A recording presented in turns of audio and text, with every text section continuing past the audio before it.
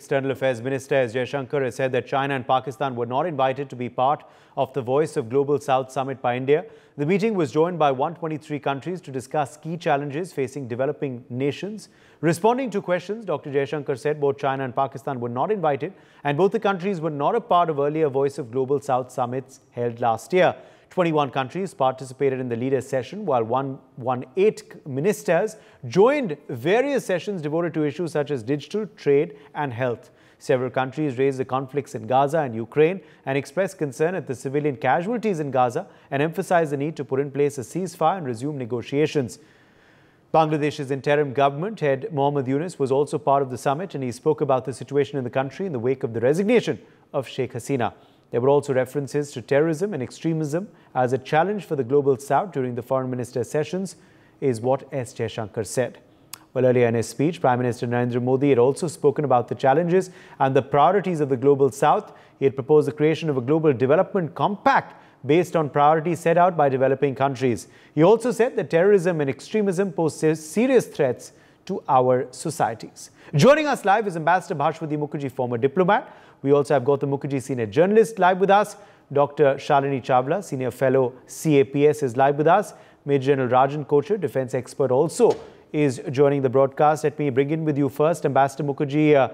What do you make of these statements by S. Jaishankar, which give us a sense of the tone and tenor of the summit, the main agenda points discussed, and also the fact that there were two nations conspicuous by their absence, China and Pakistan, because they were not invited? Well, Uday, this Voice of Global South is very much a continuation of what Prime Minister Modi had initiated when we were chairing the G20, when in effect we brought in the African Union for the first time into G20, made them a member, and we also brought in developing country agendas into the G20 summit. So this is a continuation. China actually does not represent Global South. It's virtually a developed country, and its pronouncements, except perhaps on climate change, do not coincide with the perspectives of developing countries at all. Pakistan is in a state of meltdown, so I presume that would be one reason why they were not invited. But a very significant participant was Mohammad Yunus of Bangladesh. It is very interesting that he participated. He made some points, interesting points, I'm told, including about global economic recovery. But more than that, I think what was important is the fact that the Global South clearly now looks to India for leadership on seemingly intractable issues, whether they be climate change or the state of the global economy or the impact of the Russia-Ukraine conflict on the Global South, or what is happening in Gaza and how the conflict will be brought to an end. Because what is happening in Gaza on a daily basis, and now we are told that there is a polio epidemic that might spread in the Gaza Strip. So these are issues of great concern, and I'm sure that in the specific sessions that were held by the ministers, I was just looking at the details, there would have been important discussions on such specific issues. So all in all, Uday, an excellent initiative as always by our Prime Minister and by the government, and once more a demonstration that India's leadership of the Global South is widely trusted, and that we are looked upon by the Global South as their voice in important groupings, be it G20, be it any other grouping. They look to us for support, and I think we've come a very long way from where we were when we first became independent. We are really now a voice that counts, and a voice that is heard by the Global South and also by the developed countries. Yes, let me in fact quickly take that to Gautam Mukherjee as well. Gautam Mukherjee, this is something that Prime Minister Modi has spoken about earlier too, at UN fora and at other fora. The fact that the voice of the Global South needs to be heard more by the world, and obviously these are indications that we're translating those words into action as well. Yes, so there, basically we are preparing to be a platform for the Global South. This began in no uncertain terms, as Ambassador Mukherjee pointed out, at the G20, and there have been other global South meetings now. I think this is the third in series of this kind, and we are definitely trying to prepare for a time when India will have to lead this whole grouping as it grows its economy. As far as leaving Pakistan and China out, I think this is the shape of the future. We are going to form certain groupings without them, though we will not abandon the groupings which involve Pakistan and China, where we are already involved, such as BRICS, and we will participate there, as well as form other groupings of our own with India as the key leader. So this is how it's shaping up. It's a bold type of diplomacy that India has not practiced in the past. It has not made its views quite so clear and practical to the usage of both India and on a bilateral basis with many of the countries that are participating alongside us. Uday. What you made of the items which were on the agenda and the fact that Pakistan and China were left out in a deliberate snub to both of them? Well, it is reality. That question was for Dr. Shalini Chawla. Dr. Chawla. Yeah, thank you. The third summit, I think it's one of the factors definitely most important is India's commitment to global South in a very holistic manner, and the international cooperation that we are seeking in terms of resolving the common challenges. And the whole theme is very much in sync with what in the first virtual conferences first virtual conference, PM Modi talked about the 4 R's: respond, recognize, respect, and reform. So it is very much a continuation of those efforts to bring in create a common platform to address the common challenges. The issues are common, and where we have seen that India has been very quick responder to many of these issues, and the summit became the base for the issues in G20, as we saw. Now your particular question about leaving China and Pakistan. So I agree to some extent with Ambassador Mukherjee, where she talked about the fact that why China cannot be counted in global South. But the other very important factor is that also our relationship with the two countries are to the lowest point that we see right now. With Pakistan, we have not had even a diplomatic dialogue for the last 8 years, and we have had an escalation of terror attacks in Jammu. And also, very importantly, our past experience has shown very little willingness, on the part of Pakistan and also China to counter common issues. For example, Pakistan and China did not participate in the conference India hosted to discuss Afghanistan. Also, we have seen China's continuous, measures where it has objected to the proposal by India to blacklist some of the Pak-based terrorists. So we have had those experiences. The tensions are definitely have escalated, and they were not part of the previous summits. So I don't think it's very surprising for them to not be part of this summit. And in case India wants to take a lead and go ahead without any deterrence, I think this is a good approach for India to follow. And as the previous speaker said, that this is going to be the way we will see in the future dialogues also. Yes, Major Rajan Kochar, what happens next? Where does this dialogue head in the future? And also, as Prime Minister Modi has also said, he's advocated the creation of a global development compact as well, based on the ideals, based on the suggestions shared so far by the nations who've participated in this dialogue. Thank you, Uday, for inviting me to this discussion. Extremely relevant. 88% of the world's population is the global South, and they don't have a voice today. So very aptly, this summit is a voice of global south because India is spearheading the voice of the global south, and the leverages India has is in terms of digital public infrastructure, in terms of artificial intelligence, and to answer your question specific that where are we heading now? We are heading next month to the Artificial Global South Summit. So that's an area where artificial intelligence technology, which India has, and possibly Vietnam, Philippines are also a part of the Global South. They'll be able to share it with those countries who don't have it. Because there is a very great divide today between global north and the global south. This divide has to be reduced.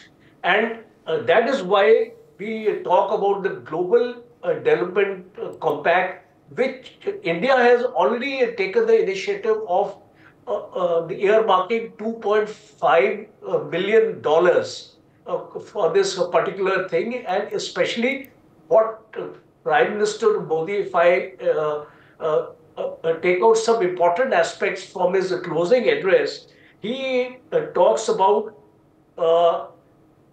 sustainable development goals. He talks about cheap medicines. He talks about natural farming technology. He talks about inclusive of global governance. He talks about how we can match the might of the developing countries, and it is I would say that it is a collective forum. It is a forum which is there for each other, and focus is going to be on commerce and trade. Focus is going to be on the UPI. We have this wonderful technology with us, which is already with the UAE and other countries we have already established. So this UPI is going to be a universal monetary mechanism in which India has got much to offer to all these countries. So the de-dollarization, as I was as got mentioned in the G20, now it is G21 summit, where almost we have 55 African nations of the African Union now a part of G21 summit. So what is that? It is furtherance of the Global South, because Africa is a part of Global South and Africa is going to be part of G20. And whatever benefits the G20 can offer to all these countries are going to be there. So I think it is a landmark thing, and with the earmarking of funds, with the earmarking of technology, I see a very great future for this grouping. Uday. All right, let me quickly take that back across to Ambassador Mukherjee as well. Ambassador Mukherjee, where do you see this grouping and of course the dialogues headed next? Will this voice of the Global South have a greater say in the West too? Will this finally be heard? Will this also finally lead to reform within the UN and the UNSC? These are all questions that are arising in the aftermath of this summit. Well, I think, Uday, first of all, it will enhance South-South cooperation, where India has, as General Kocher said, a very important role to play, because we have much to offer the Global South. It would also lead to greater trade flows among developing countries, which is very much required, because if you look at trade flows between developing countries, it's minuscule.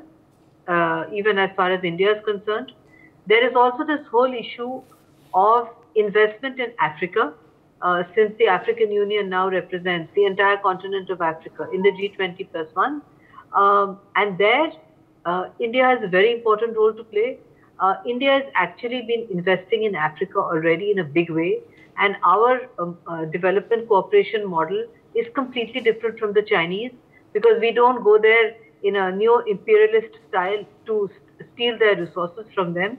we bring to them sustainable development around which they build their own development models. And this is much appreciated in Africa and now in the Caribbean. Moreover, when you talk about UN reform, that is also very much required because as our External Affairs Minister has repeatedly said, it's time to focus on UN reform because clearly the UN and the Security Council does not represent the power structure of today, 2024, but of the power structure after the World War II, which is why there are so many groupings that have come up outside the UN where countries who are not represented in the Security Council are represented because their voices matter. But now within the United Nations, there are two ways to bring about Security Council reform. There has to be simultaneous voting by the UNGA and the UN Security Council. And technically, any one P5 country can veto a successful result. But the point is that if the UN General Assembly votes overwhelmingly in favor of a particular country, let's say India, it would be difficult for, let's say, China, which is the only P5 country holding out, to veto India's legitimate permanent membership to the Security Council. It brings pressure on China, moral pressure, ethical pressure, political pressure on China. So therefore, such a grouping is of huge political importance to India. And it is also very important to note that countries that are inimical to India, countries that don't want India to progress, countries like China that want India to remain a sub-regional power, should not be invited for such gatherings. I was trying to see if Afghanistan had been invited as a guest, maybe at some point we should think of how to involve Afghanistan, because it is important if we are to bring, for instance, education and progress to Afghan women. We must somehow enmesh the Taliban leadership into such initiatives so that progress can also come to that country, so that women are not obliged to stay at home after grade 5, and if they are lucky they do some online education, otherwise they are just doomed to stay where they are. So these are many initiatives which India can take in order to show its status as an emerging power. And I think from the reports that I have got so far and the way you've reported it, Uday, it would appear that the summit was a huge success. It would be interesting to know whether there were any discussions, detailed discussions on the ceasefire in Gaza or Ukraine, but no doubt information on that will also come out by tomorrow. Yes, also interestingly, Gautam Mukherjee, Mohammad Yunus attended the summit as well. Bangladesh was part of this meeting, and Mohammad Yunus, did partake in the discussions as well, briefing the gathering about, the recent situation in his country after Sheikh Hasina's ouster. Yes, I think Mohammad Yunus in particular is very keen on normalization. He is something of a global person. He was in Paris before coming in and taking over as the chief advisor to the government. It is definitely his attempt to try and moderate and normalize the polity rather than have it go to pieces at this very critical juncture. Mr. Modi invited him very recently when he spoke to him with regard to the Hindus and their protection, and he has accepted the invitation, and there he was. My comment, a lot of and if you like, broader issues have been discussed. I see this grouping becoming a bilateral fora in which both countries, many countries which are ignored or badly dealt by the Western powers as well as China, will be helped, and helped on an even Stevens basis, where both India and that particular country, quite often in Africa, rich in resources. The only other major power that has been fairly even-handed with in their behavior with Africa has been Russia. And I think you will find that Russia will also be drawn into this as the time goes on and things settle down between themselves and Ukraine, and they're able to concentrate more on other things. Bangladesh, Mohammed Yunus is one swallow. We shall see if he makes a summer. But, you know, the students say they're going to form their own party. They've had enough of this bipolarity between Awami League and the BNP. Democracy will survive. Yes. Gautam, your audio is cracking up a bit. I'll come back to you. Let me get in Dr. Chawla as well for her perspective on some other agenda items now that came up. Extremism and terrorism reportedly also was discussed. It also was found to be a concern, a challenge for nations of the global south, nations that are developing. Dr. Shalini Chawla. Yes, that definitely is a major challenge. Until now, we have not found, common answers because the problem is so acute. And now we specifically South Asia, if we see, and we see the Afghanistan-Pakistan border, if we see ISKP, we have a common challenge which we share in the region. And the problem is that while there is a commonality of challenge, there has not been a common approach. So certainly a grouping of this nature, India's ability to take a lead and take up the voices here will definitely make a difference of creating a common consciousness and also taking up to the level where it is now reflected in the international decision making. I think that has been a very major issue because we are talking about economic resilience, we are talking about centrality of achieving the SDGs, but all of it definitely the most biggest underlying challenge I would call is right now terrorism and extremism. So this is definitely going to be helping. And where there is again the question that you raised in your first round about Pakistan and China. Again, we see Pakistan definitely a country which has all out supported its policy of terrorism, and it continues with that. And China has decided to remain quiet on that aspect, and it doesn't kind of raise up that issue. So we definitely this issue is going to be a major factor in the future meetings, I would see. But yes, the summit's 4 points, I think, have been very important, where it talks about the centrality of achieving the SDGs, strengthening economic resilience, diversifying the production supply chains. A very important point which was also raised was about revitalizing the multilaterals. And I think that is where this whole issue of extremism and terrorism can be dealt, especially in South Asia, where we don't have an effective grouping to take up the issues and where we share borders, at least India shares borders with all of its neighbors. So this revitalizing multilateralism will definitely be a big support in this journey of countering extremism and terrorism. All right, I'll leave the closing comment on where this goes next, what lies ahead, to Major General Rajan Kochar. Right, Uday, I have one interesting observation here that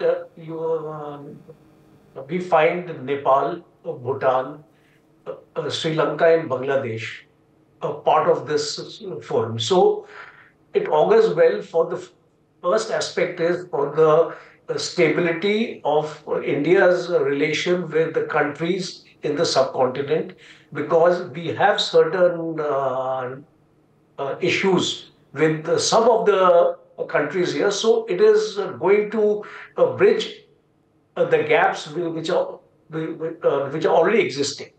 But the second important aspect is that these African countries, African unions, and I'm speaking now from a defensive perspective, because in the last 3 years, India has worked with its closeness to Africa, and we have now military attaches in all African countries. Point number one. Point number two, we are going a big way for our defense exports. So now we see a wonderful opportunity coming up here, especially with the African nations here. And about 6 months back, we had a joint military exercise with all African countries in India, where the Chief of the Army Staff was also there. So now there is an outreach to Africa, and especially for our defense industry, because we need that kind of an export orientation, and we'll be able to contribute a lot to strengthening the security of these African countries, because today we have large number of issues in Africa. You have seen in Ethiopia, you have seen in Sudan. A lot of issues are there. So possibly India is going to contribute a lot because of its defense industry reaching out to the African nations. And lastly, it's extremely important the kind of leadership we have taken, and China and Pakistan, I think, would have got the right message, especially when we talk about terrorism and extremism. Extremism, it's extremely important here to actually isolate those countries who are part of this process. Pakistan is furthering terrorism, and China does not allow any of the terrorist leaders or organizations to get blacklisted. So here is this equation between China and Pakistan, and I think a very strong message has been sent to them. For more such videos, subscribe to the NewsX YouTube channel, hit the bell icon.